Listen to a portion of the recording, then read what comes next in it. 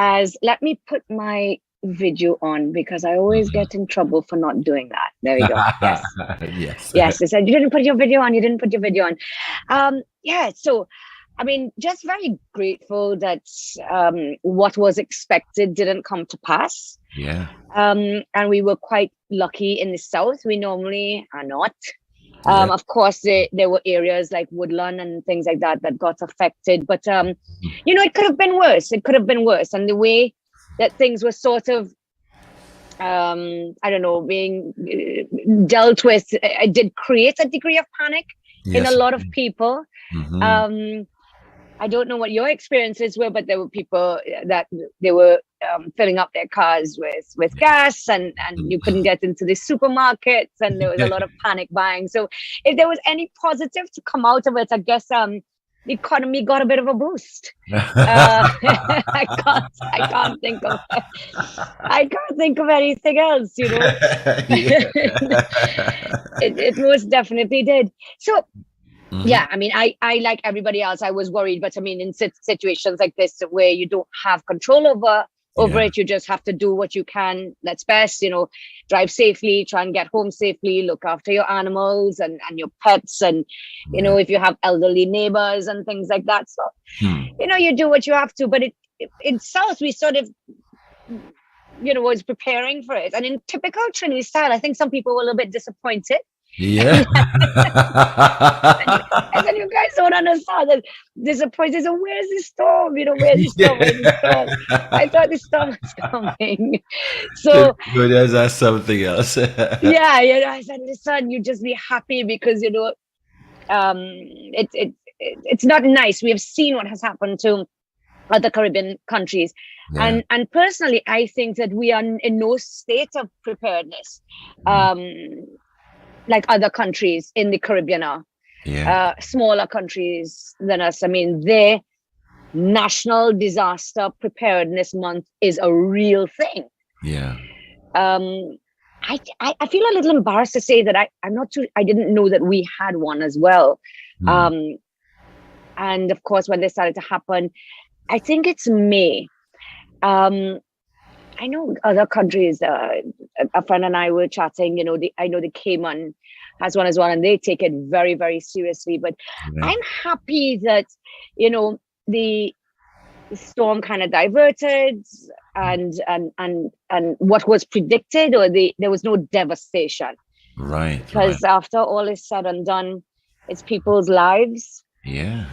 That we're dealing with, and but what about you? What was your experience down at La Brea? Well, La Brea is there are certain areas, small areas that is can be considered under sea level, but La Brea is way above sea level, so we don't have that problem. So you might have some water settling because of the torrential downfall, but outside of that, we just get a lot of heavy rains and strong breeze and stuff.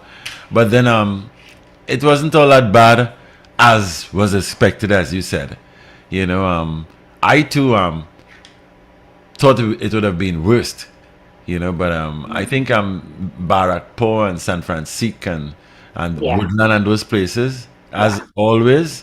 But I think as always, and it's just, I mean, I feel so much for these people because, I mean, the smallest amount of rain causes it, and I think we had more last week, and the same set of problems. Yes. I know the East got it quite badly as well. So yeah. But there's something has to be done. We have to accept that global warming and climate change is a reality. Yes. And you get heavy rainfall, more rainfall.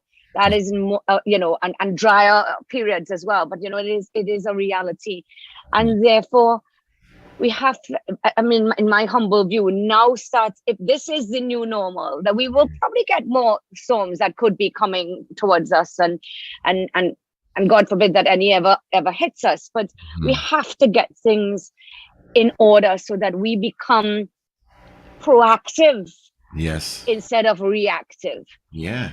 And I still, I mean, I was I listened. I'm a citizen of Trinidad and Tobago. I want to listen and do the right thing. Yeah. And I want to know what's happening. I mean, the ODPM was sending out lots of, bulletins and things. Not everybody reads it. Let's be honest. Yeah. Not everybody can read it. Not everybody has access to internet in places that probably need to know what's going on a little bit. We had 2 press conferences, I think it was, and from the new minister, and that was good. But it all seemed to be warning us and telling us what we need to do, which I think is great. But I think we need to do more in terms of perhaps central government to an extent, but local government, and be in a better state of preparedness, as opposed to. I mean, I'm not saying all of the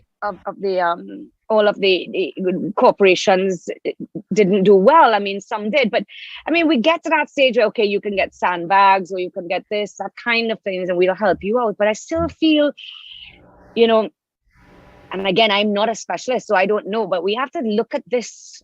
I think we have to look at this a little bit more serious if this can become the new norm. Yeah, I think if it tends to be thing. problematic, I think we are still like getting ready just when it's happening. I kind of last minute style. I think we should be past that right now. We should be prepared. All the end of May and thing. We should be already prepared. Correct. Because on the 1st of June, I think is when hurricane season begins. But I think Rich is there. Yeah, he's here with us now. Good afternoon, Richard. Rich. Hello. Mix, hello. You miss me? Did you miss me? Oh, big Yes, time. I Big time. miss you too. You left us about a month. No, I left you for 3 weeks, and I said, this is not real. This is not possible. I have to stop this. It was just last week was also one of these days where I had hopes that my meeting would have finished in time. Yeah. But as a lawyer, it doesn't matter. Once you are junior, you see, it felt like a month. It felt. For me, it felt like a year. I miss you so much. I'm so happy we're back together again, though. So I said, listen, unless it is something that we cannot have, I said nothing at all for my Thursdays with Rich and Daddy Mac and Ruben. So I had a little graduation to go to today, and I whipped up everything quickly, and I said, I've got to be here at 4:15 to see you. Yes, man. We miss you like crazy, man. How you doing, Rich? Makes good. We have so many things happening in the country today.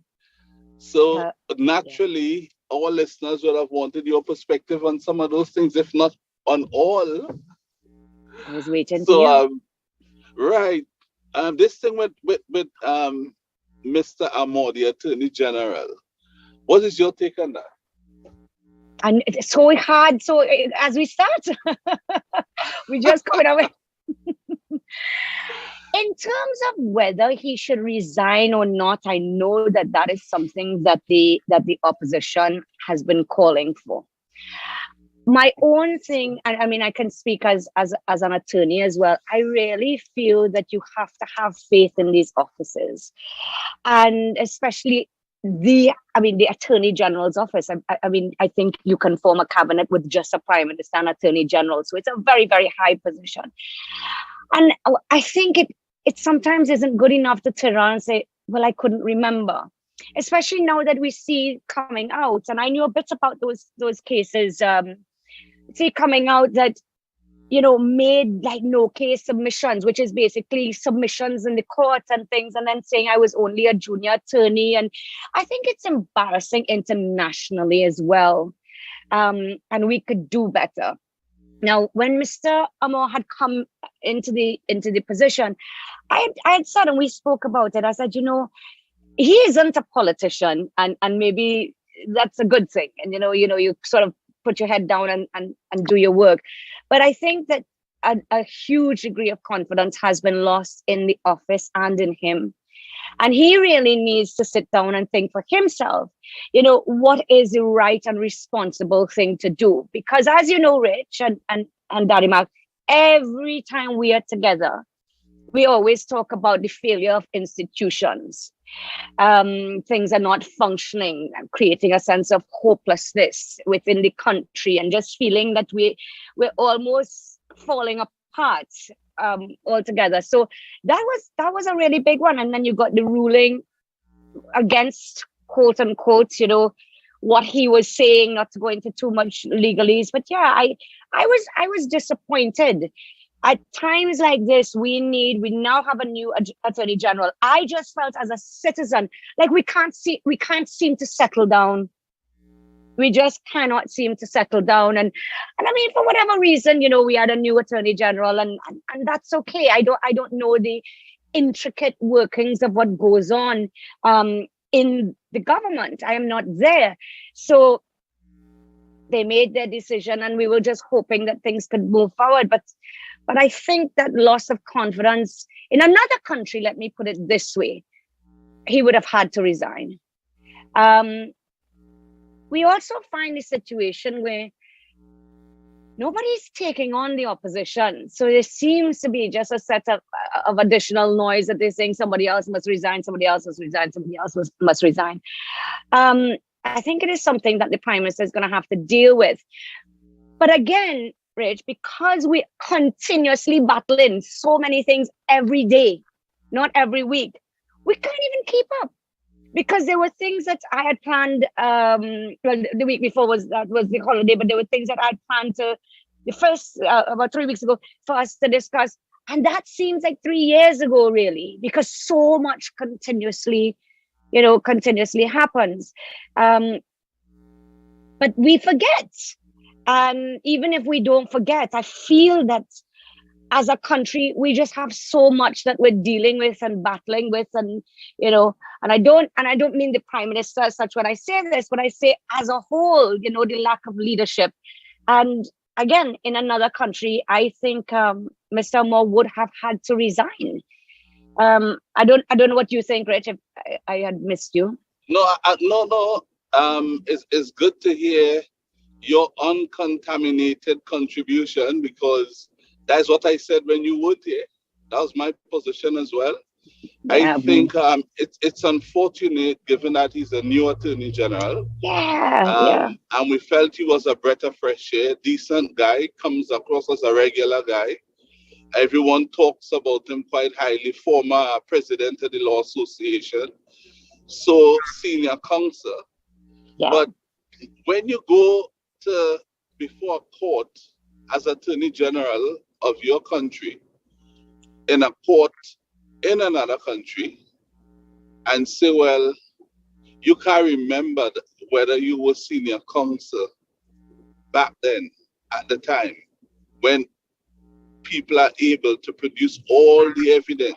I know. Senior counsel, then how could anybody else want to believe what you had to say, try as they may? How they could conclusively believe anything you say? I mean, if I am senior counsel, it would have so much, at least for me and my family, right? Because it is an achievement, an accomplishment, that it just the celebration you would have had, even if it's just with your family alone, that would remind you forever that you're a senior counsel. How you could forget that? I think also, even if it wasn't senior counsel, let's just say, for example, I think the threshold is even a little bit lower than that, because they are what you call senior juniors. So you have some really top of the line, great lawyers who just haven't gotten senior counsel status, but they have been there for a long time, 20-something, 30-something years in the profession. Yeah. So I don't think saying junior, using that word kind of means, well, I just came out and he said that I was just taking notes. Anytime you make a representation in the court, which you stand up and you said something, you are not just taking notes, and you weren't somebody just out of law school. You weren't somebody, You were a lawyer with your practice for a number of years. And therefore, anytime that it could be seen as a conflict of interest as sorts, now, because you represented a client and now you're on the other side representing the state, you should know that the right thing to do is to recuse yourself or to say something or do something. Don't wait. And I felt that was a little embarrassing part as well. You don't wait till they have to pull you up. And then when you pull you up and say, well, I didn't think about it. I didn't really get advice. And then I couldn't really remember. I think I was just making notes.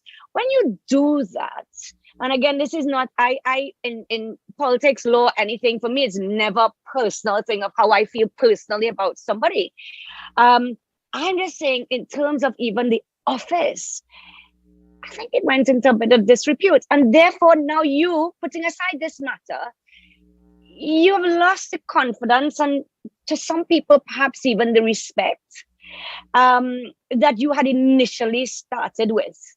And to me, when that happens, I don't know how you can perform your job, your duty, with the respect and to be able to command the respect as opposed to command the respect that you deserve for that level of office. Now, I know lawyers tend to stick together and whatever with each other and things like that. I don't practice like that. I don't. I believe that you should tell the truth, and I'm glad, just having the opportunity to say that he must think about it in a personal capacity.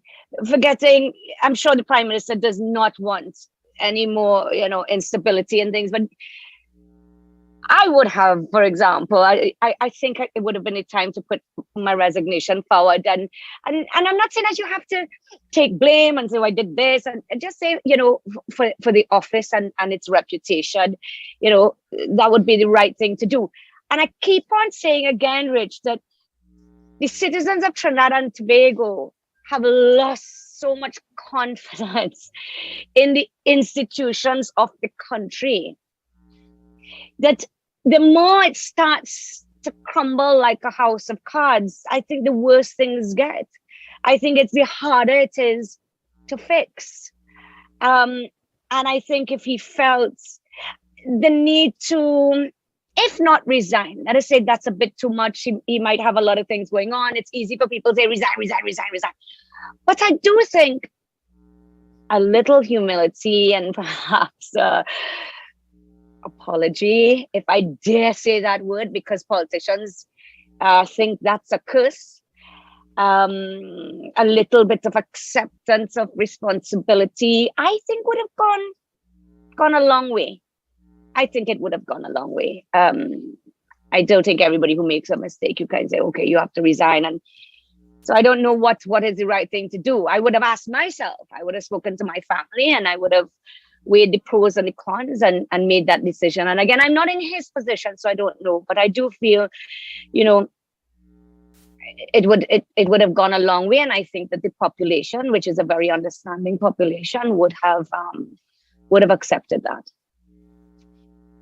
The Law Association said that this is not a matter upon which the Attorney General could remain silent. Members of the Law Association, not the whole association, quite a number of them. Is this a matter he could stay quiet and silent on by refusing to answer questions and so on? You could do whatever you want. Isn't that what we've seen? If you choose not to, you choose not to.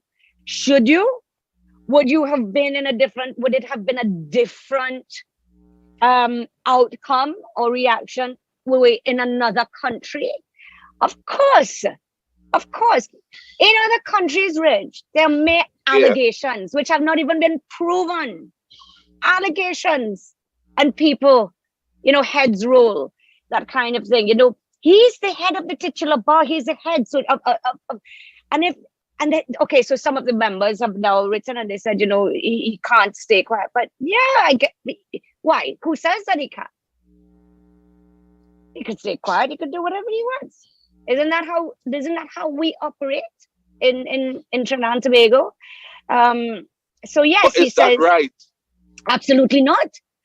Absolutely not. I think it's not right. I think there must be accountability.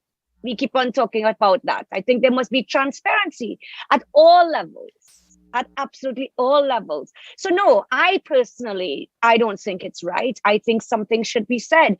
I also don't think, I'm not going to answer any questions, is the right response.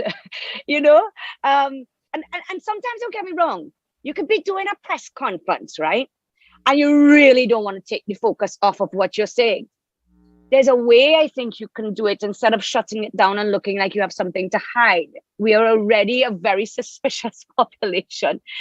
There's a way to do it, and it's not. I will not be answering any questions on that. I've already said what I had to say.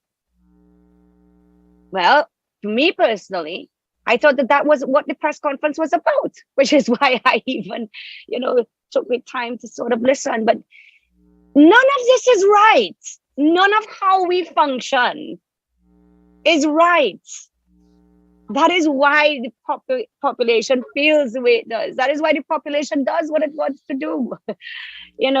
But that seems to be what's going to now happen. That chapter is now closed, and we go to the next. If he doesn't come out and address this matter, it doesn't matter what anybody else says, but by not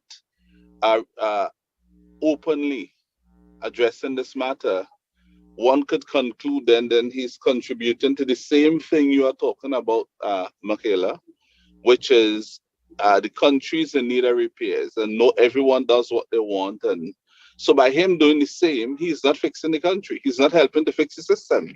He's contributing to the problems. Yeah. Yeah.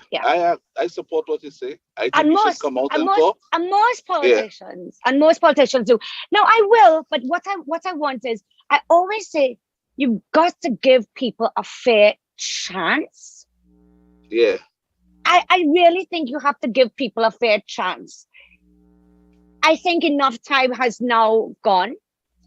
But the problem that you face in politics is that if you let too much time go, people have already formed their opinions.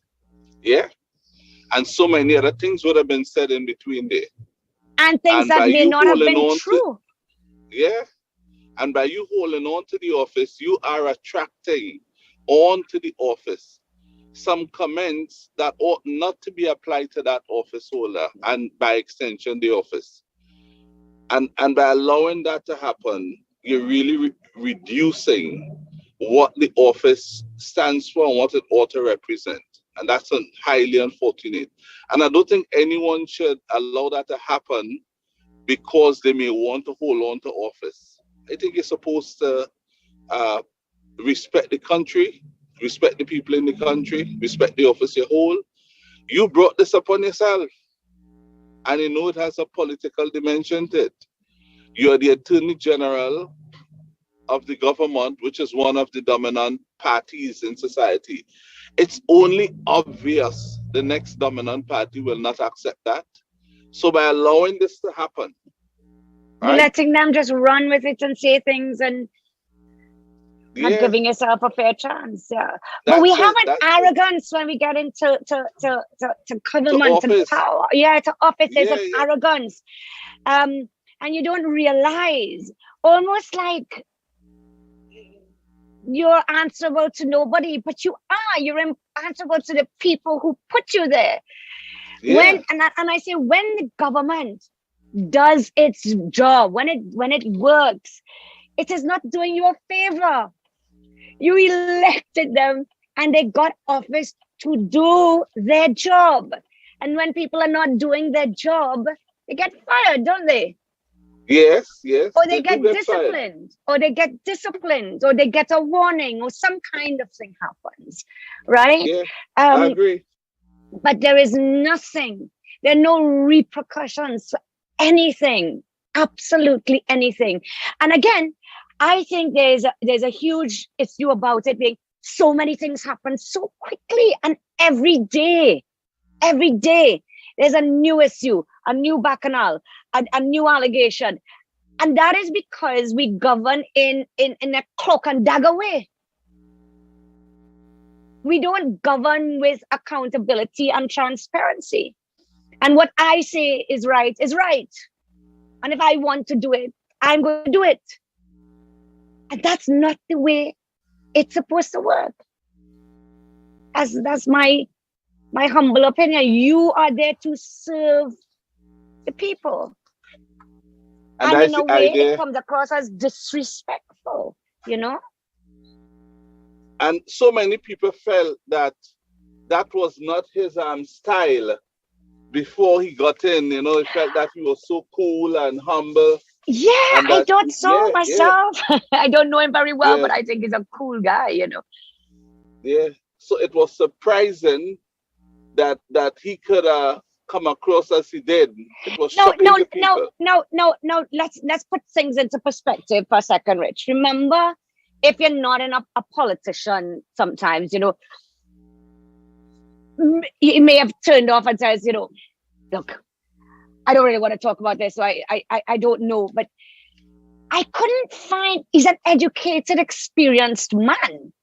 So even though I try to find a little bit of, you know, maybe this is the first time you're being put in this position, you feel like your back is against the wall, you feel that you're being a bit of attacked, but you've had enough time to sit down and think about it and do the right thing. Yeah.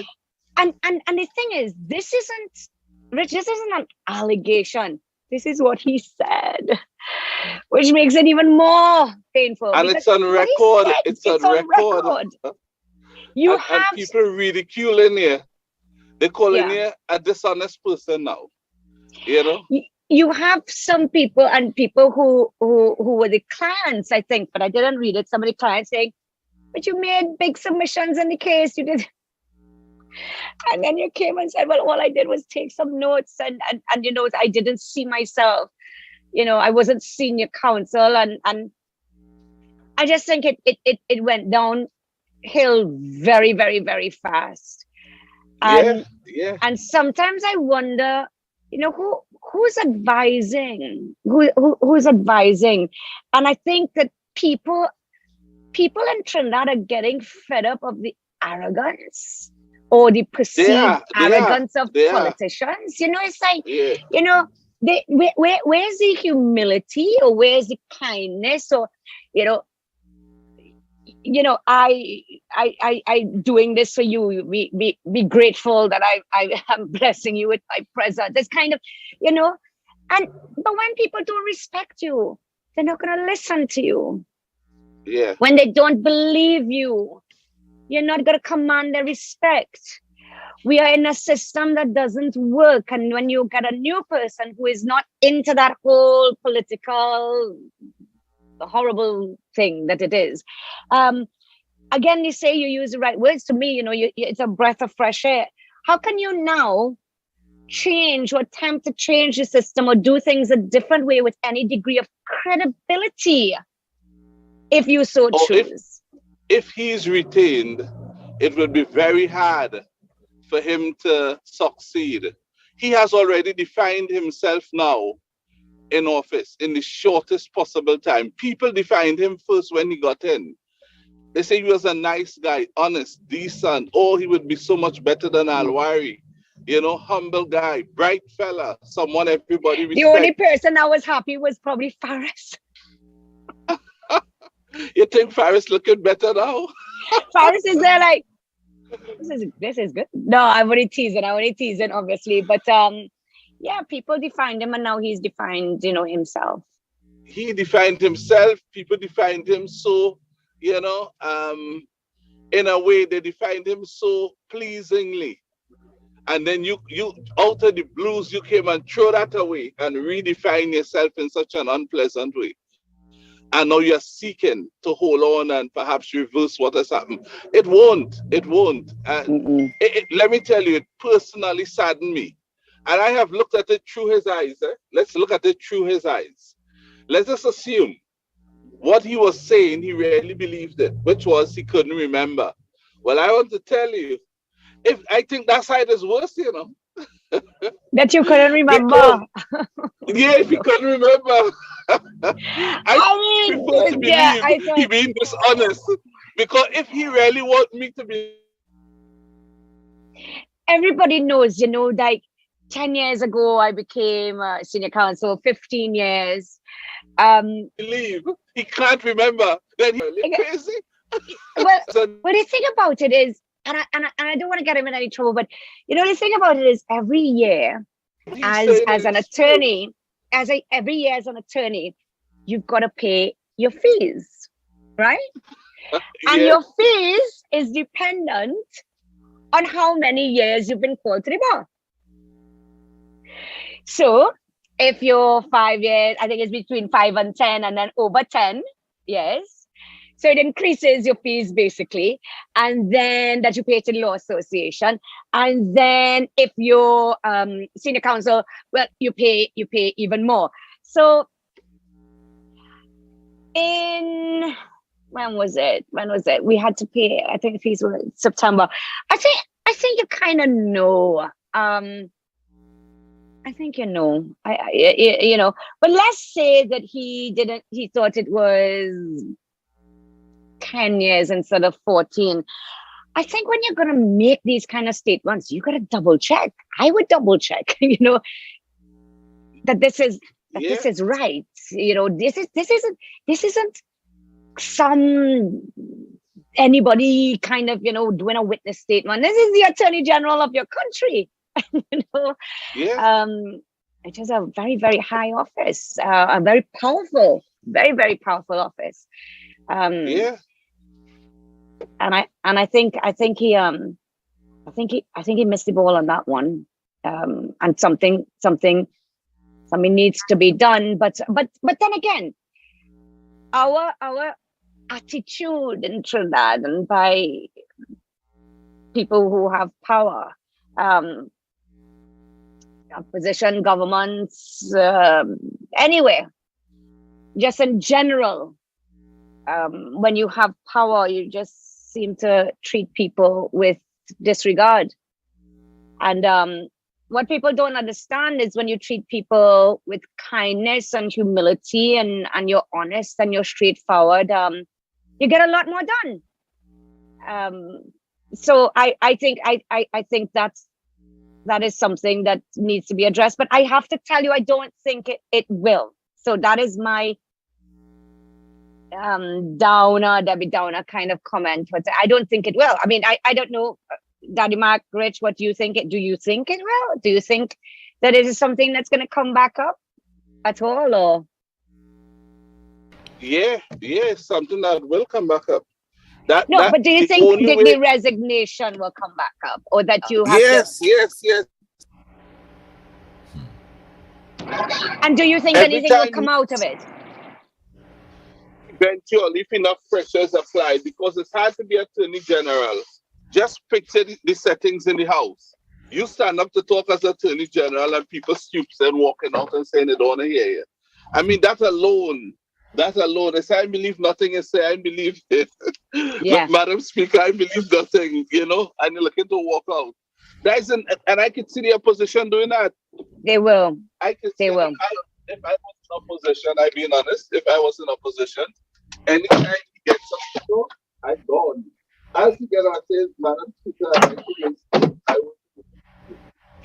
So you're saying that he may have to go because it becomes not possible for him to do his job.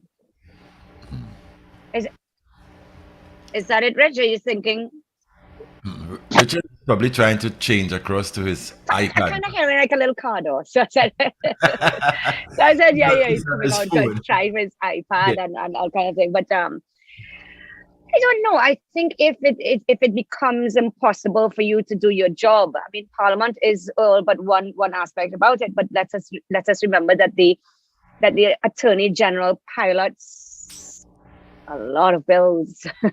If not, the Attorney General does the legislative agenda of the government and that kind of thing. So, like I say, it's a really important job, and I feel that credibility in the office has been lost, and we see this trend happening over and over and over again. we politicians, I don't know, for example, they say, listen, when it is time to say, I think Rich is coming on there. Yeah. When it is time to say, listen, I no longer, command the respect of people, or I really, really messed up with this one, I have to go. Many times I know that they have been fired, and then they you're given your resignation instead, because it's sort of, the optics are a lot better. But like I said, look, we'll just dig our heels in and stay regardless. I think people are also going to start to ask the Prime Minister. And the Prime Minister may have to, it is his Attorney General at the end of the day, so he may have to also comment on it. Because right now, and then, in politics, I don't believe that you have to out every bushfire, but this ain't a bushfire. This is huge. And I think also this is international. An international court is a court, a foreign country. So let me put it that way. Is making a ruling and kind of pulling up your socks. It's embarrassing. It's embarrassing, to say the least. Rich? Yes, it is embarrassing. It was and still is embarrassing. And that embarrassing situation will continue until something happens. On this matter, something has to give. Now, it is hard for a person to only now get the job and end up here so quickly. As you said, it started, in other words, going downhill quite quickly. And it has. And I know that must be painful for someone who is now looking to make a mark as Attorney General. You have had a good track record in just about every other area you were involved in. It is hard. And I personally feel it for the guy, but I have to love our country more. Yeah. And if we allow that to go unchecked, we are saying anytime someone does something wrong in the future, it doesn't matter how bad it is, we could just don't say anything, ignore the public, and it will blow over, and it's business as usual. That is what is happening. That's my concern with it. I am not interested in anything else. You have to look at the future of the country. Younger children will come up and hold high office in the future. And if they get it wrong, they would want to rely on something that happened in the past. This should not be one of the options that must be available to them. I don't know if you understand what I'm saying. There must be no option to tell a future leader in that office that when they get it wrong like this, you could just stay quiet, it will blow over, and it's business as usual. We will be contributing to such an outcome by allowing this matter to die a natural death. And I think we ought not to, in the interest of Trinidad and Tobago and the people of our country, but in particular, the future human resource of the country. We cannot look at it that way, and I will not leave it because of that reason. I have children in this country, and they must know what is right and what is wrong. And if they could hear even me saying, nah, give the man a pass on that, then what could they come to me with? Requesting a pass on something that might be less offensive than that, and I say no to them.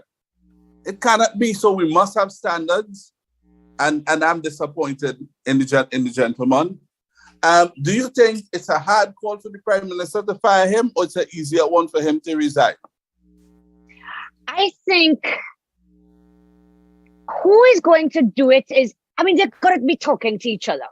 So let's not look at it as us looking in from the outside as much as if the Prime Minister, I think it's easier to resign. I've known many people who have done that instead of sort of firing. Firing gives a sense of instability, or look, and that anger, and people say no.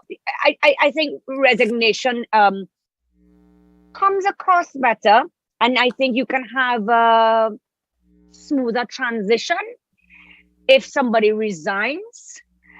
I also think it makes it easier for the Prime Minister if you choose to put your resignation to him, but he may say, you know what, I don't accept it.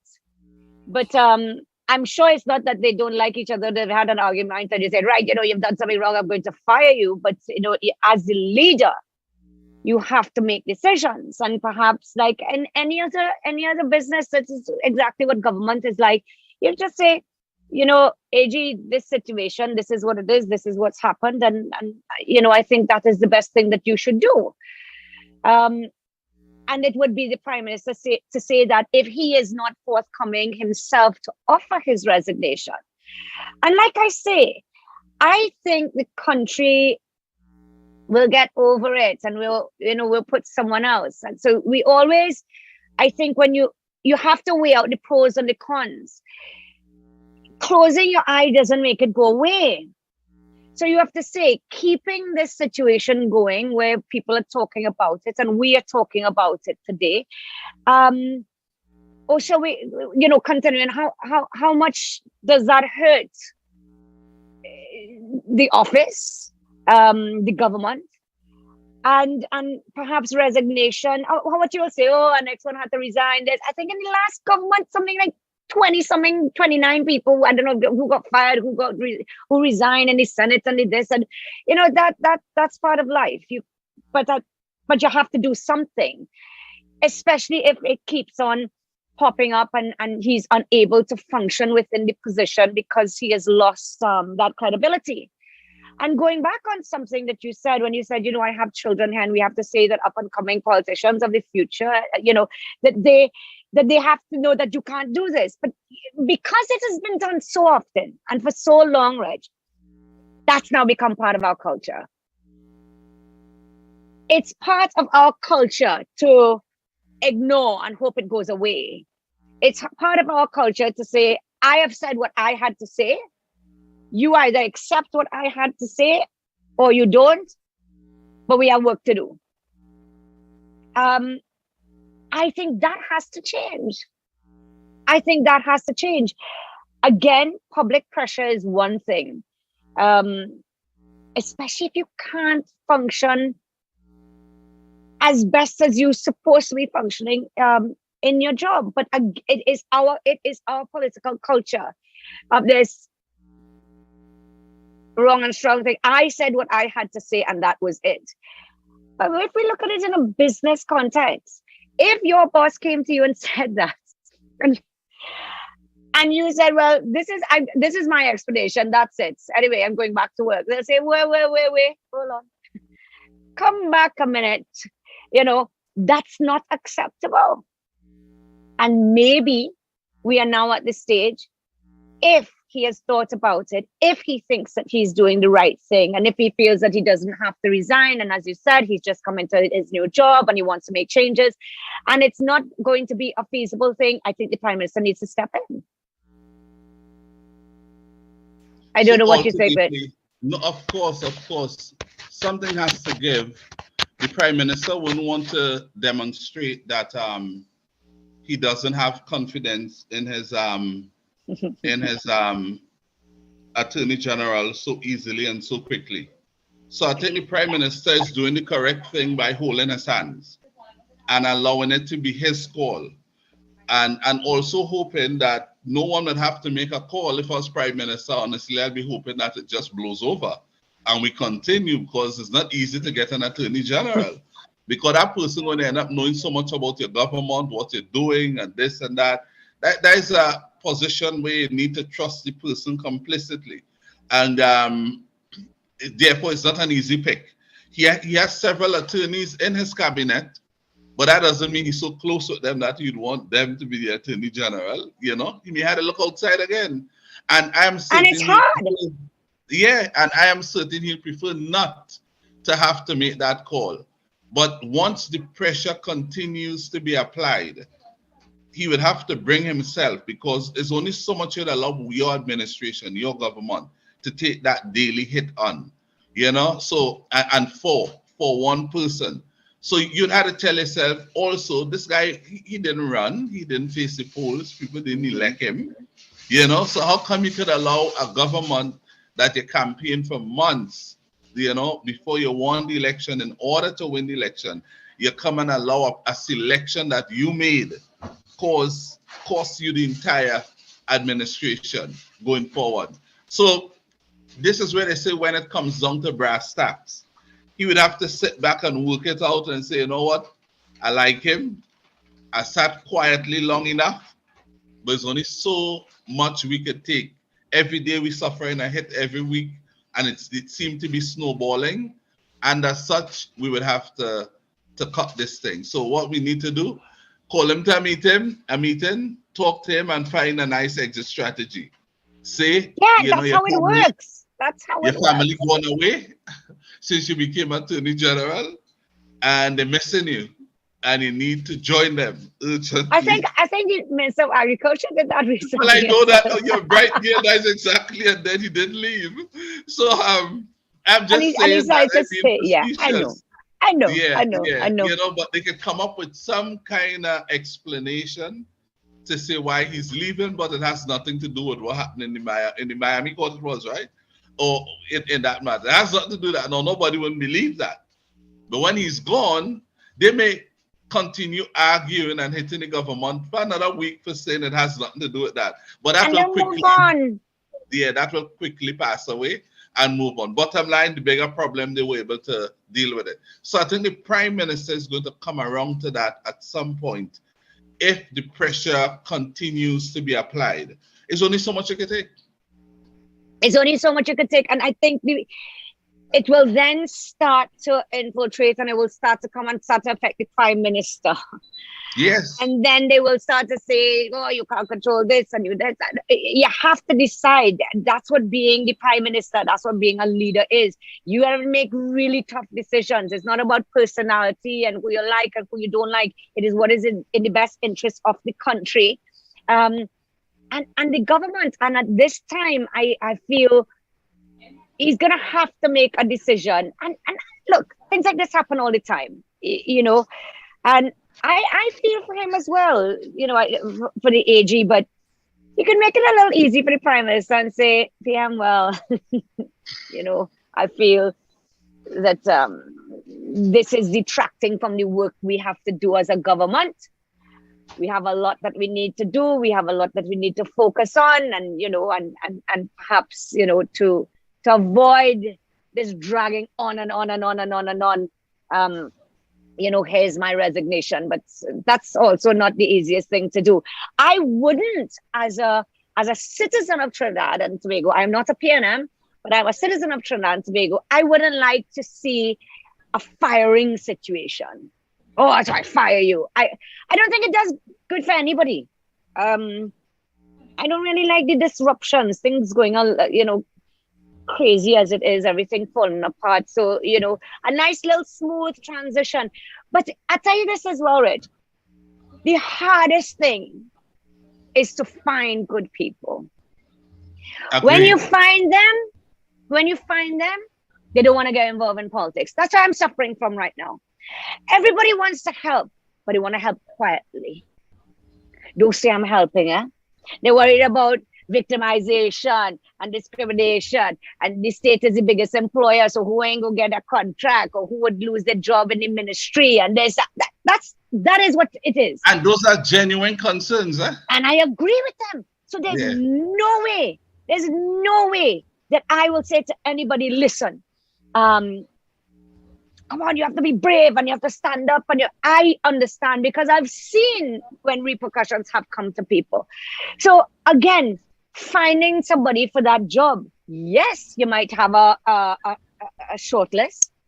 Great, brilliant legal minds that know how to take the legislative agenda forward, and great things. But when they see what's happening, they don't want to get involved in politics, and they won't take the job. And they say, listen, I'm better off in private practice, making my money or whatever it is, than getting involved in all of this melee. So finding someone, and it is not because in Trinidad and Tobago we don't have brilliant, competent people. We do. We have some of the greatest minds in this country that go to foreign countries to advise other governments. You know, I am proud of Trinidad and Tobago and our citizens, but people don't want to get involved. And I feel that the Prime Minister may have a little trouble with that as well. And then you have the other side, where there are those who just want to get involved. They will do anything to get involved. And you know that the reason behind that is probably not a kosher one. You know, yes, I want to be the AGU, I want to be this, I want to be a minister, I want to be an MP, perhaps not for the right reason. So this is a difficult position that the Prime Minister finds himself in, either way. But I think in anything, you have to get to a stage where you have to cut your losses. And it might get worse. As a Prime Minister, and as you go forward, would you have, alternates in your mind, or alternative persons? If I'm Prime Minister, and say mix, just for example, you're a political leader, so you wouldn't be Attorney General, you'll be Prime Minister. But just for example's sake, you are my Attorney General.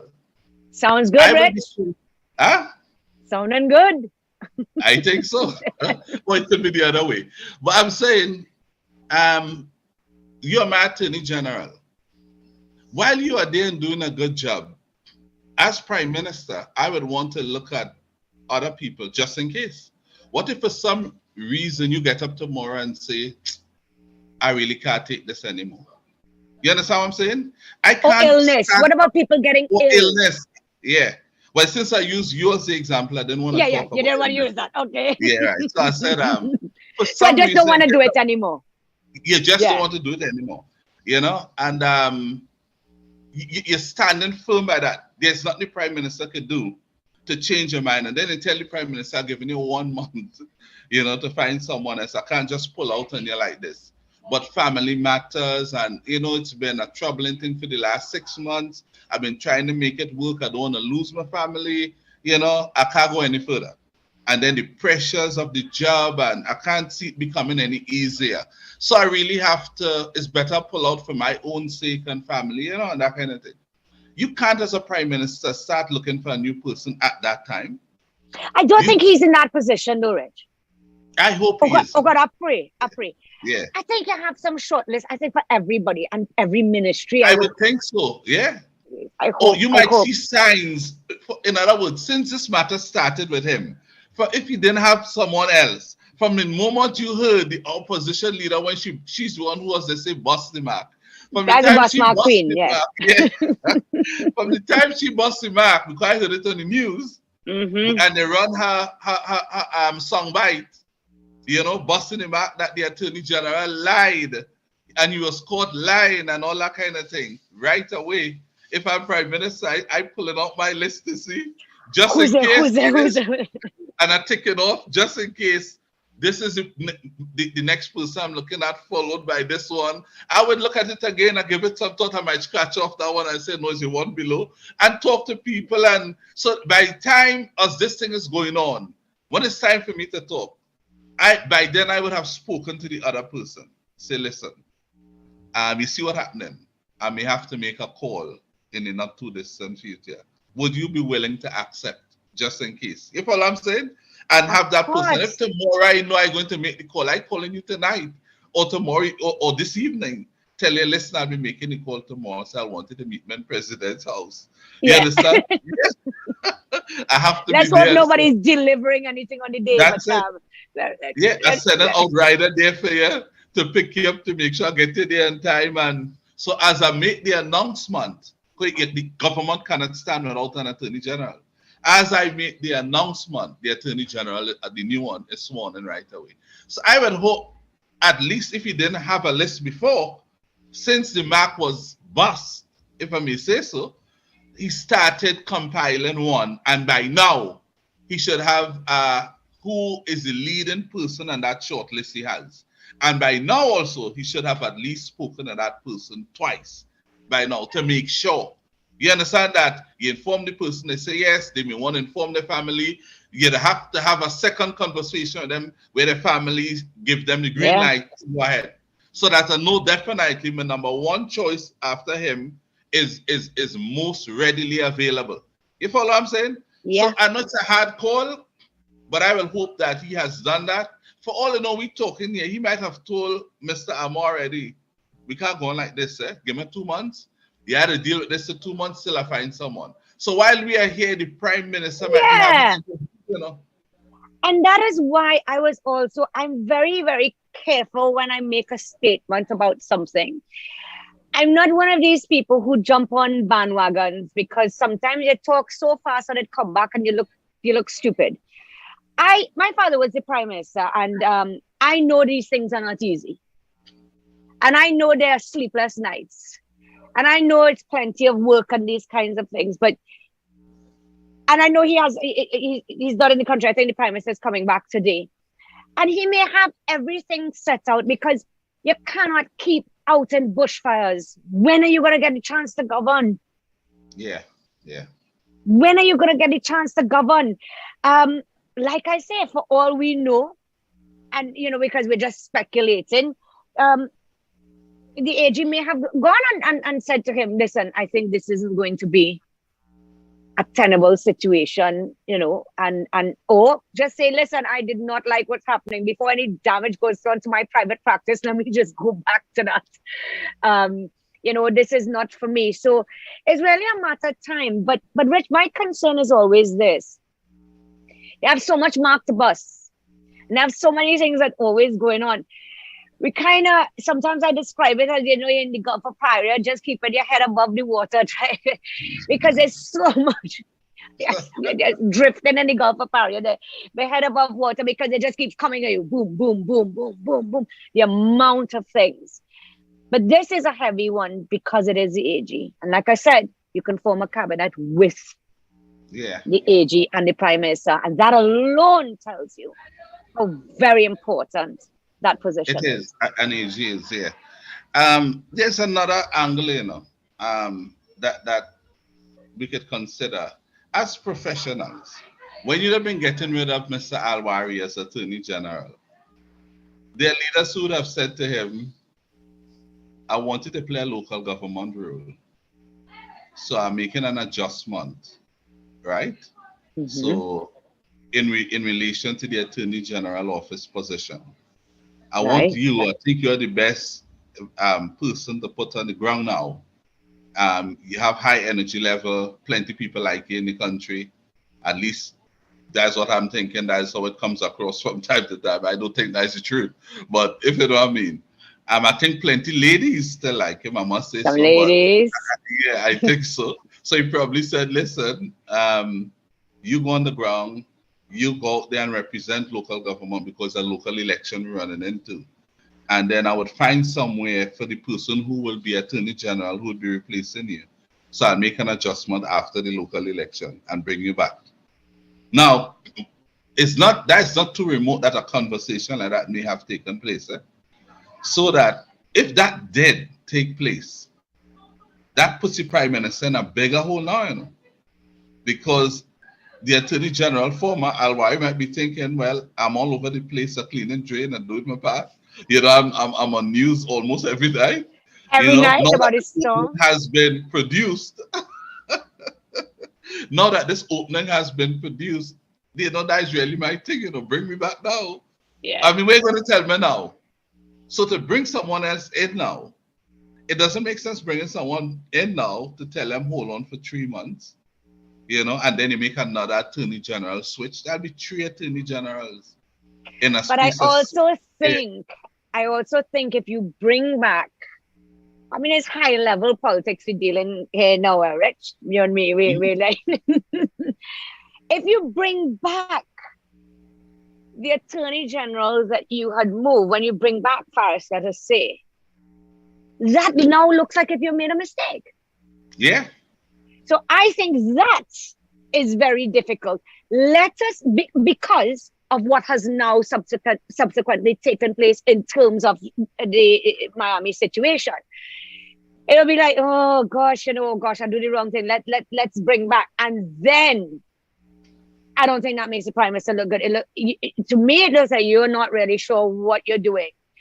Now, there have been But times he has where an people... exit strategy, eh? Don't lose your point, but he has an exit strategy. When he removed Paris, he never said why. Eh? But hold on. I don't know if that works or if it doesn't. So tell me. He never said why. Okay. He never said why. So it's not as though there was a problem he had with Alwari. But what we know he did is that he put him in local government. And then what he said after is that he would be leading the municipal election, correct, that type of thing. You understand what I'm saying? So that he could say, listen, his attorney general was always good and solid. I never say I lost confidence in him. In fact, I have so much confidence in him, I put him in a position to help us win the local election. That's how I see him. But this thing came and turned out, and as a result, my plans that I had to take a hit. And there was no one else I could turn to, so I decided, you know what, we'd have to fight the local how best we could. But I'll bring him back in. It's possible he bring him back in and leave him as ministers at local government also, you know, and tell him play the two role and put a junior in the ministry in the attorney general office to assist him. You follow what I'm saying? So he has a strategy there. That really is like he don't have anybody. When you were responding to the first part, where I talk about they may have had this conversation where he might have promised Alwari that after local government, he'll bring him back. I guess you may have felt that would have been on the assumption he really intended to bring him back. I've seen it happen where somebody has warmed the seat before. Yes, of course, of course. So, but you know, it happens. A leader may say that to you just to get you to move. Yeah. He can always move him. It's not like Alwari had a discretion. It's the prime minister's call. Yeah. But he might have wanted him to move quietly so that they could continue working together going forward. The majority that the government has is not that big that will give the prime minister that kind of, how I should say, that type of power to say I move you and get back to say, okay, go and sit down behind go. Him. Yeah, we can do that too. That's not the case. Alwari holds a seat, and a very critical one, if I may say so. Because if Alwari leaves tomorrow and decide, I'm not going for anybody, but I'm going to tell people don't support him again, he can be in a spot about it. So he would have needed to move him on and along peacefully in a most accepting way, perhaps thinking that what happened now would not have happened. And if he won the local election, he tell them, well, I'm looking for the opening. Not yet, but I remember what we discussed. And just keep it going forward like that, you know, and that type of thing. But what has happened now, this could be a major blow. I'm going to tell you, this is not an easy solution for the prime minister. It isn't. And I don't envy his position at all. But the buck stops with him. And that's why you're the prime minister. And that's why you are the leader. And you know he has enough experience, and he'll have to do some political maneuvering. Not always what you want, but again, it always, to me, the line must always be what is in the best interest of the country. That has to be the line, and that you're not willing to cross. Yeah. Regardless of who it is, whether it's your mother, brother, sister, daughter, child, whoever it is. There must be a line that you're not willing to cross. I mean, remember also, yes, many things coincided at the same time. So Paris was under a lot of pressure from the opposition as well. But he has such a nice demeanor, and so he said, yes, I'm happy. In fact, I spoke to his mom because there was a death in the family, and she had called and things like that in her family, and she called me and she says Faris is absolutely enjoying his new role, and which I'm sure he is, because he's a people's person. Again, he was under some pressure, and this thing about the rents, and he made a couple of slip-ups, and the amount of refusals. The amount of recusals. And I think it started to focus once again too much on him. So we don't know what's in the prime minister's mind. But I think it was a good decision to put him into local government. But however the prime minister does this, or whatever he decides, it's not going to be an easy decision, but he has to move quickly. Because the opposition whichever opposition, this is not particular to this opposition. When the opposition kind of smells blood, they start to circle like sharks. They start to say, yes, let me see. And he's gonna have to do something. I know he's coming in today. I know normally when the Prime Minister arrives in the diplomatic lounge, there's press there, so they may very well be, sort of asking him about it. So you would have to give some kind of answer, or Rich, in any other case scenario, listen, if he decides, because he knows what's going on, if he decides that, look, he wants to keep him, and for whatever reason, he's come up with, he's gonna have to still address it. So for me, there isn't an option of close your eyes and it's gonna go away. And is it going to go away? What if these things keep on coming out and we don't know what's happening, and next these rulings and all kinds of different more new things, I don't know, starts coming out? I think the Prime Minister is going to have to address it. Yeah, and I think that they're going to call for that soon. And I think it looks like it's getting worse. So I think it's terrible. I'm going to maneuver away from that a little. Yeah. The trade union people moved a motion in the government the other day. You saw that? Move a motion in? The government. Yes. On Labor Day. Yes. What is the implication of that? So many hundreds of people voted to say they're done with the government. What is the implication of that, given what has happened in Tobago? You see any the government suffering a hit from that? Given what happened in Tobago also, and the mood on the ground in Trinidad, it looks as though the government is under a lot of stick. They're under a lot of pressure. And anytime you're in opposition, then you become the friend of Labour and things like that. Again, I know it's a lot of fronts that the Prime Minister is fighting on or needing to address. He's got to address that issue. You have to address it. You just say, right, you take it 2% and you go, there's an issue. So I'm not just saying about for votes and those kinds of things, but has that issue been addressed properly by the government? And the answer is no. So people are fed up, and that is why they went and they moved the motion, and that is why, and it will continue, and it will start to build and grow and grow. The government, to me, Rich, right now, with everything that's going on, and other governments have been in positions like this as well, so this is not, something quite novel, but I think it's really on its knees. I think it is surviving, and I say this with utmost respect and nothing personal to anybody, because the opposition is weak. Had it been another, the pressure could have been a lot worse. Everything is falling apart, and they address, and I think that they're not addressing. The Prime Minister needs to address this situation. And yes, I think it's a problem, and yes, I think it's going to cause them trouble, and yes, I think perhaps local doesn't have that huge of a turnout, but definitely in terms of the election. Now, I always talk about Tobago to the extent that it does teach all politicians a lesson. But we have to remember that Tobago is also a more homogeneous country than Trinidad is.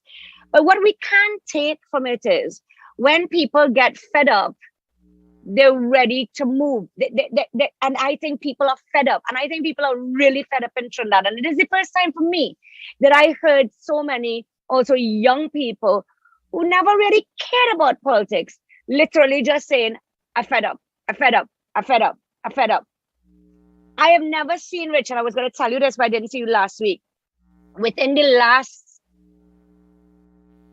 month and a half, I can't tell you the amount of people that I know that's left and gone to Canada.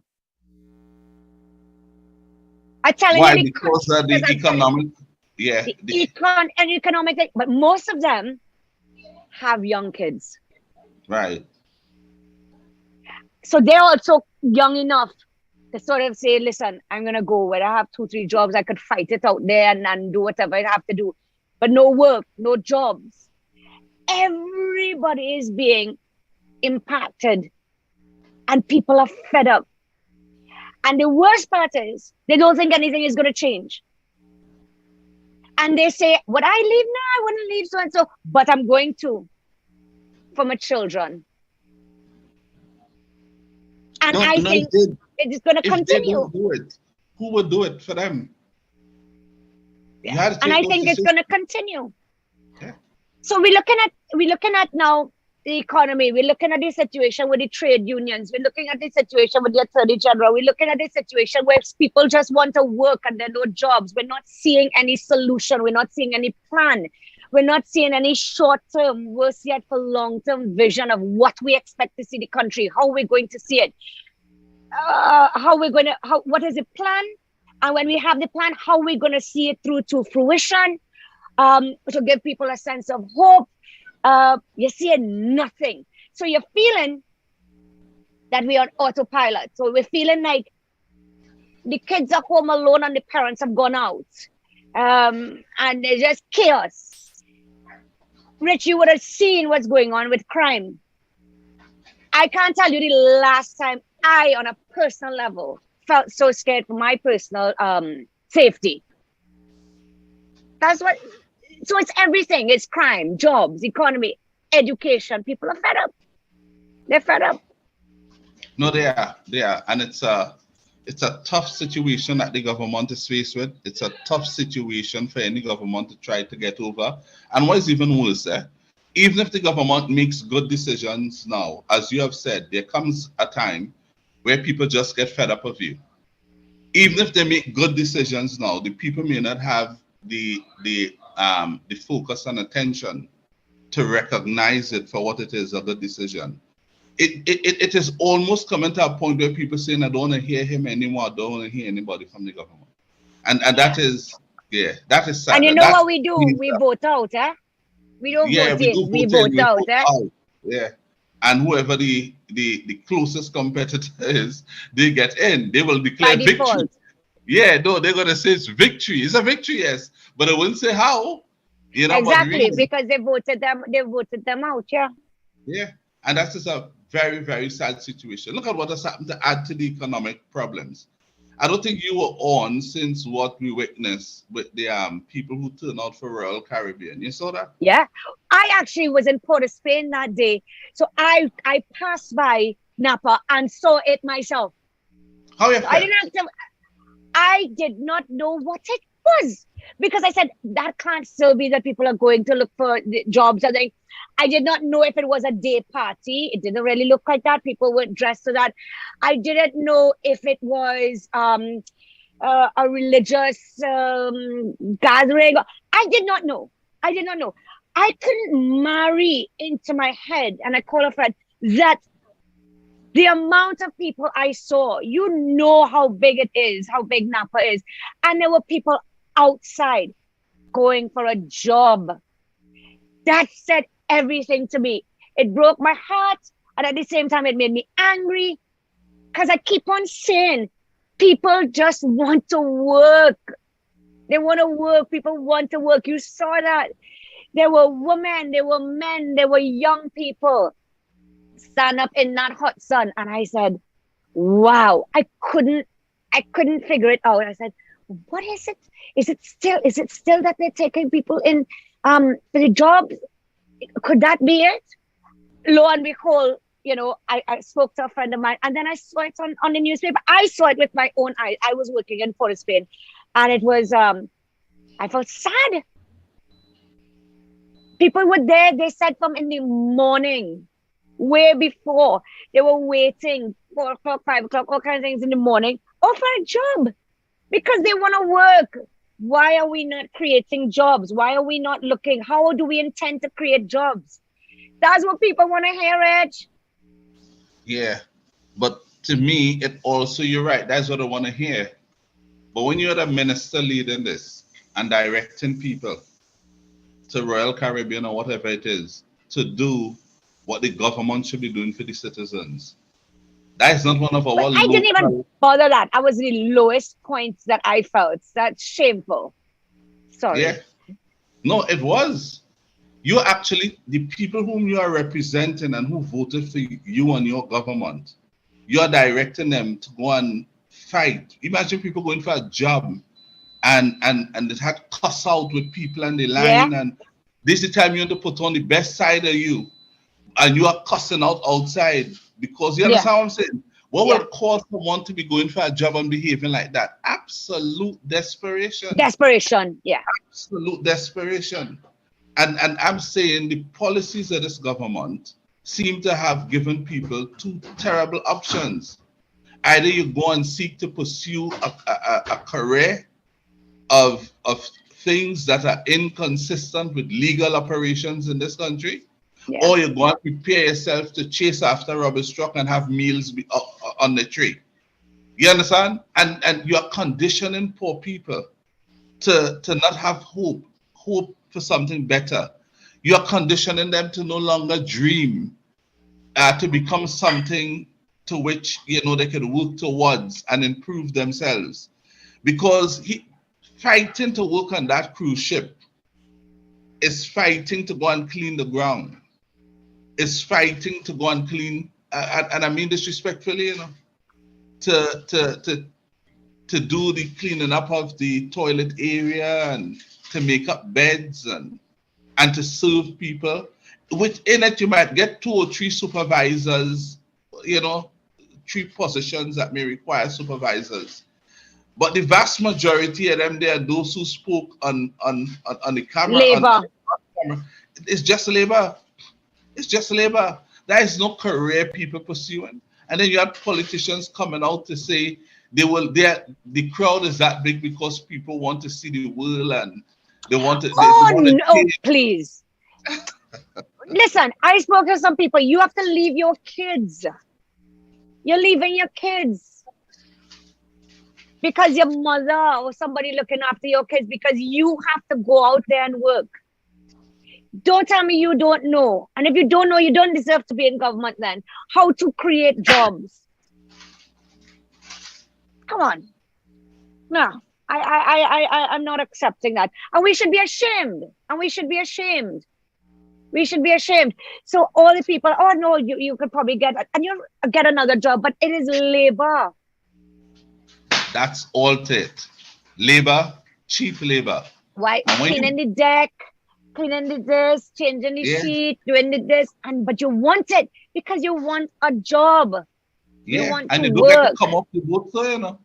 When that boat pulls in, that is for the tourists and others to disembark and so on. That is not for you. You are working. While they're gone off, you have to clean the room, so when they come back on, everything must be, perfect. clean. Yeah, that is your job. And on top of that, you have to be professional with them. Some may be harsh to you. You still have to keep a smile on your face. I mean, it's a terrible job. It's a terrible job. People have so to pay many it. people turned up. And so many people showing up to experience such a terrible job. That informs the onlooker, if in case they weren't aware of it, as to how desperate and how hard hit the poor has been in this country. I mean, you didn't need to see anything else. That was something that happened there that any real government should pull a curtain down or come outside and kneel down and pray and ask for forgiveness and express how disappointed they are for causing the people whom they are leading to have to go through that bad job. That is what your policies have done. You know how much time that company was hiring people before? They hired people from here before? No one knew, because no one was interested. So whoever they got, they took. A few went and worked on the bar and so on. We got information. I remember in Batari as a counselor, people would say, hey, we hear the crew say, no, I don't want that. I'm not going there. Because they had options. Now, options completely gone. And they hear about Royal Caribbean hiring. Imagine these people just saw what happened to people on those boats with COVID. Yeah. Remember? Just the other day, less than a year ago, people were committing suicide. Yeah. On those boats. Those boats were pulling into countries and people chasing them away. Yeah. And a few months later, people lining up. I wouldn't be surprised if they recruiting people in other countries, but you will never see such a reaction. Plenty people running away from that work because now they know if there's an outbreak in anything. Exactly. We have monkeypox and all kind of thing coming in now, and those cruise ships are just Trinidad turn away people to turn away ship. We turn away ship. Our own people were on the cruise and we turned them away. And then today, that is to accentuate the point as to the depth and degree of suffering that people are going through in this country. And any right-thinking government should be ashamed of themselves for that. I am certain that going to make one of the top stories. There are people who calculated to read it in the papers. Top stories of the year. That might be number one.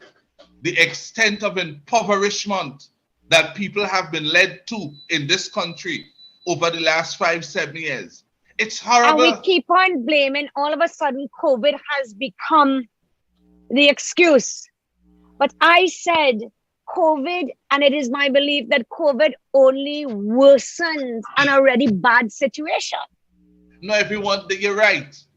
No one can argue differently to that because, of course, the politicians want to have us believe, well, it's COVID. But things everything is COVID. Things were already going downhill. Yes. And it was falling quite quickly. Long before COVID. It's just at the bottom so deep. I mean, come on. You know, so it's a completely terrible performance. I have never witnessed this in this country. The only thing I believe could challenge this is what happened in 1990 with the attempt. 90. And it was around the same thing too, because A&I Robinson, who people felt did a good job to turn the economy around and set things in motion for us to pay off the debt by not importing, and they felt he was holding things too tight at the time he should have released. And that's the same thing happening now. And that triggered what we all regret and look upon with disdain. Well, since then, this is the worst thing that has happened to this country. This is the worst thing that has happened to this country. Based on what I'm seeing. And that is why Tobago did what Tobago did. Yeah. Tobago, you can't invest in buildings and boardwalk and all that dotishness while people had to go and have breakfast in a tree, eating mango in a tree, and all that kind of thing. And when they're done, they go back to the tree 2 hours later for lunch. And then when they're leaving with what they consume for lunch, which was also the same meal for breakfast, they're carrying home a bag of mango to eat for dinner. Craziness. Because they ain't gonna climb in the dark. So they looked at that. And they said, all right, you go and continue fixing police station and building this and the fellas who not from Tobago getting all the work. But you're telling us again us the buildings because we're stupid, right? Election came. The people in Tobago felt as the people who line up for the Royal Caribbean. It's the same because they line up for Royal Caribbean because they believe it's hopeless. It's hopeless. How anyone can look to such an administration and believe in what they do. And in the face of all of that, you have an attorney general now, a new one whom you can't believe. So all these things, and it's becoming more and more messy. People have lost trust in the government. And let me tell you, trust precedes confidence, Before you lose confidence, is the trust going first, Yeah. It is like you have a friend. Before you have confidence in a friend, you trust them first. Yeah. From the time the trust start going downhill, the confidence begin to follow. Yeah. And that's what happening now. So because people lost trust in the government, they've also thrown away the confidence in the government. And I expect that you're going to see this playing out for local election unless something of a miraculous nature.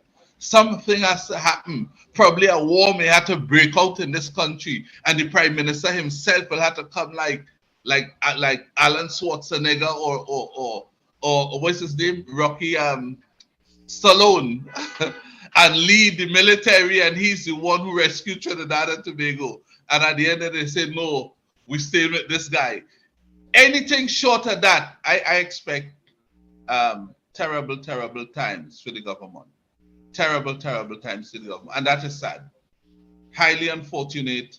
But I have confidence also in the people of Trinidad and Tobago. You said at the beginning of the show we are a very understanding public. We are very reasonable public. And it is the truth. It's the truth. Other people So would have mashed up the place long time. long time. So we tend to give people the benefit of the doubt. The benefit of We the doubt. do. And what has happened is at the beginning of this term, the Prime Minister had an interview. And what he did in that interview was to help the ordinary man confirm what they were being told that they were suspicious of. In that interview, he said, there's no problem with the rich getting richer. There's no problem with that. What is wrong with if the rich get rich? Or the rich get richer? That's what he said. Because they will create opportunities for the poor. A model no one has any information about that works successfully any part of the world. That's right. And you now win back the election, in 2020. You just won back, and you went in an interview and tell people nothing is wrong with the rich getting richer. They will create opportunities for the poor. So what you did there was spoke a policy into existence, and that policy stands today because it's only the rich getting everything, The door is shut in everybody else's face. It didn't have nothing. All ministers are instructed to tell their constituents, everybody, we have nothing, it didn't have no money, nothing. But when the rich goes to them, every single thing they want, they get, The poor man has come to the realization that, wait now, boy, what we're hearing all the time is really true. And now they realize, and then we had Richard Quest, who magnified it more. Surely you know about that. You were on there, yeah, right? Yeah. We were on there together, yeah. Richard The Quest windfall. said, windfall, yes. So while you there, producing less than honest statements to the people of this country, telling them we have no money, we have nothing. And not because oil prices going to $120. I think it went up to $130 the other day. Today's around 118, right? People seeing that, and you are telling them, no, you have to pay more now for diesel and more for this because the subsidy would increase. And for food and for this, everything. You can't even eat. And you actually went and removed the subsidy now and make it harder for people. At the time, Richard Quest said he doesn't know what we're doing with all that windfall of money. So they were caught in a major dishonest act, which was causing people to suffer. So people know today now it was a direct policy position not to share the wealth of the country with the citizens of the country. And that's wrong. Yeah, and you understand what I'm saying? And the war benefited us. We are benefiting from the war. Daddy Mac could tell you, our producer, from day one, when they were diversifying the country since 2015, I was here saying the minister is waiting on a war. Not so, Daddy Mac? Of course, I remember that clearly. I've said that over 500 times. We are not diversifying because he's waiting on for a a war. And he got the war. And he got the results he wanted from the war. And we still And while suffering. you were getting the results, you turn and tell people at the time you're collecting the biggest amount of cash. You have the money, you're locking it up, and you're telling the citizens, we ain't had no money. But every day you're raking in hundreds of millions of dollars. I mean, come on. That's not right. That's not right. Can't be right. That is why people get fed up. They don't want to hear them anymore. And they're right, because you cannot do that to the people of Trinidad and Tobago. I am PNM. But this, what we are seeing, is not what we have come to know that the PNM represents. This is not what we know and have seen over the decades, what the PNM has done. And what we are witnessing today is something very differently to that. And the people are going to speak to this government. They're going to speak to this government the next opportunity they got. They spoke to them already. And 33-3. And don't forget 33-3. But in Tobago, if 14-1. In Tobago, they did. I mean, that's and that was worse. That was worse than the 33-3, if it's analyzed well. Because the prime minister is from that island. And he was the sitting prime minister when they did that. So they said he was the leading campaigner in Tobago. And what they did is that he took the platform in Tobago throughout Roxborough. Surely you know Roxborough, that part of course. That's where Duke fought and won. He took the platform day in, day out, night and day, and telling people every terrible thing you could have said about the candidate, Watson Duke. And politics, all is fair in the same love and war. He did that because he was making the argument against him so he could win. Well, after he said that, imagine he created a vivid picture, He said, imagine Duke is chief secretary and only see them going in the office to be sworn in. And as they swear him in, you see police coming out with him in handcuffs. How you gonna feel? And I had a laugh. I said, this guy's the boss on the platform. I love it too, man. I mean, entertainment. He's good. He's good. All that about Duke, the people in Tobago said to him, all that you told us about Duke, all that you said that is wrong with Duke, we took him over you. You see that? And that says something. Of course. Because they probably didn't want it, or they believe what he said, but they said, we have reached up to here and we can't take it. We can't take it anymore. And you find that there's a spread, because you have seen the trade union leaders before, and it looked as though nobody was following them anymore or as much. But now you see the crowd coming back. What that tells you? Yeah. What that tells you when the crowd is coming back, they're in trouble. So then when you look at you heard about Petrotrain closed down. He said the board took an executive decision. Then when Mr. Espinay left, he said, what? No. I didn't close down Petrotrain. We were instructed. You understand what I'm saying? And all the time the government was saying, no, they had nothing to do with it. They took that decision and we're supporting the board. You understand what I'm saying? So that people started seeing more and more what we are being told by the government may be very remote from the truth. And then, as I said just now, Richard Quest magnified it more than anyone else. More than anyone else. In something that appeared to be a 2-minute interview. He was able, because media houses went with it.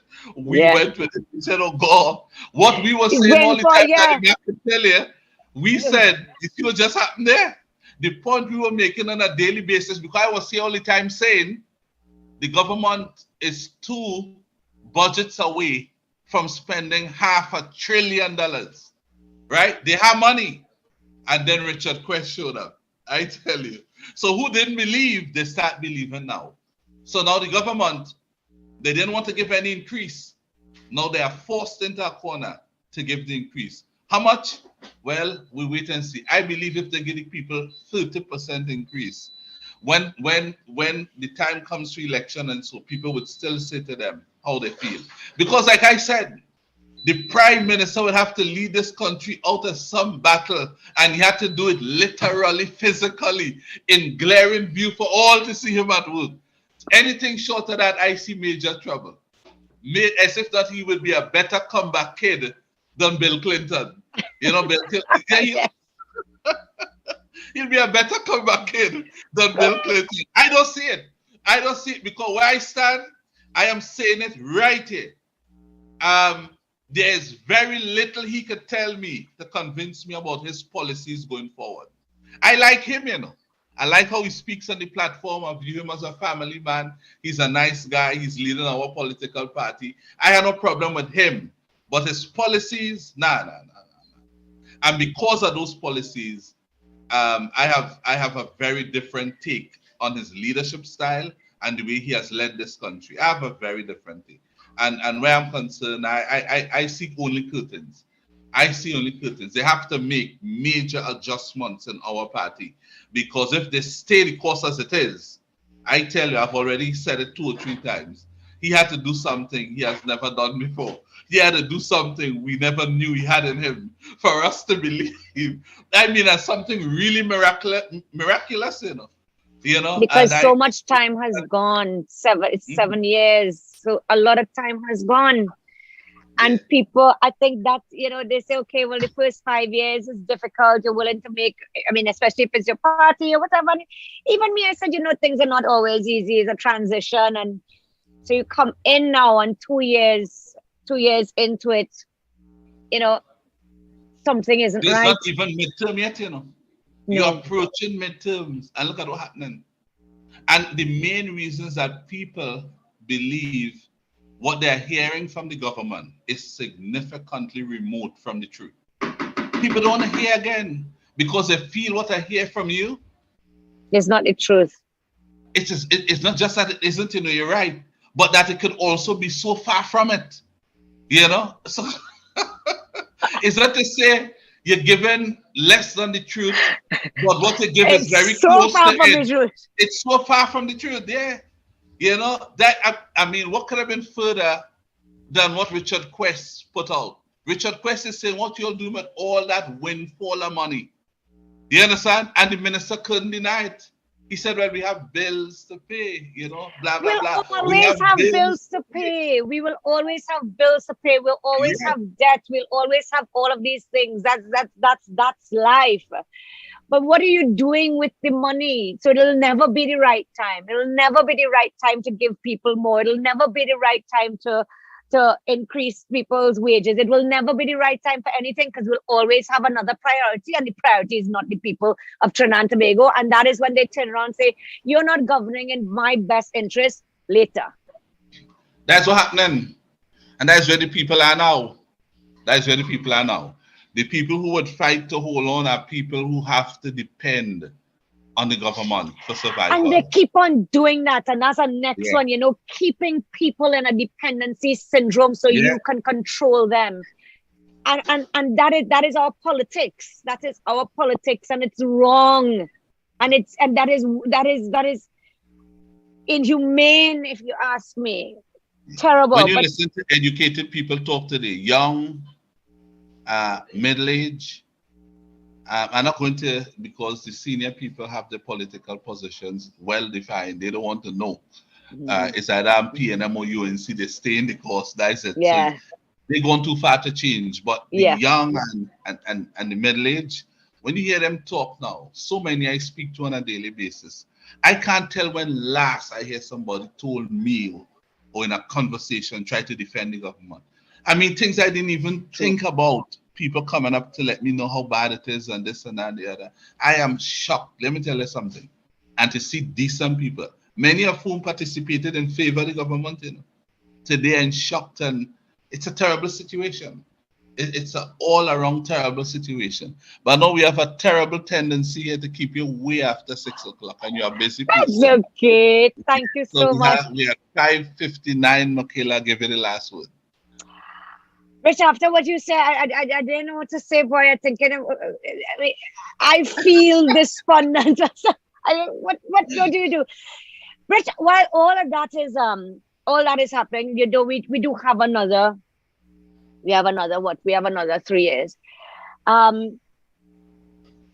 am not a PNM, as I said to you, but I don't want the government to fail.